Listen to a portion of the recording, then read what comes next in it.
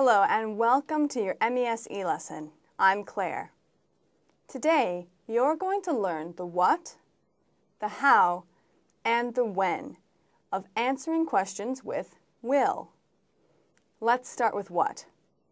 What are these answers and statements used for? They are used to promise or predict something.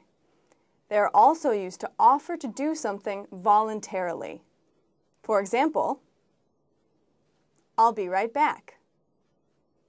Good. Now let's learn how. How do you use these answers and statements? First, know how to conjugate will. If you want to talk about yourself, please repeat. Yes, I will. Good. Let's practice the more commonly used contraction. Please repeat. Yes, I'll. If you want to talk about me, yes, you will. Once more, using a contraction, yes, you'll. If you want to talk about Steve, yes, he will. Once more, using a contraction, yes, he'll. If you want to talk about Julia, yes, she will. Once more, using a contraction, yes, she'll. If you want to talk about us, yes, we will. Once more, using a contraction, yes, we'll. If you want to talk about them, yes, they will. Once more, using a contraction, yes, they'll. It's very important to memorize this conjugation fluently before you start practicing Video B. Next, study your vocabulary. For example, I'll get the door, unpack later, see what the boss thinks.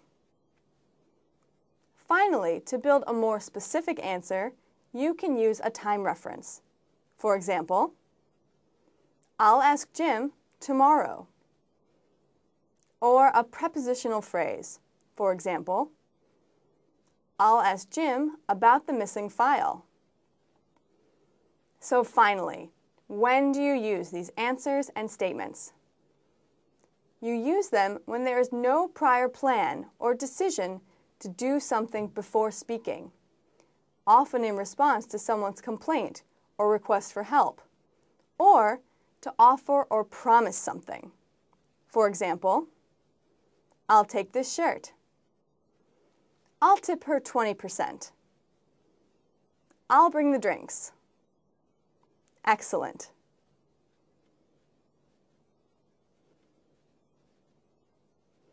Now, let's review. First, what are these answers and statements used for? They're used to promise or predict something, as well as to offer to do something voluntarily. Second, how do you use these answers and statements?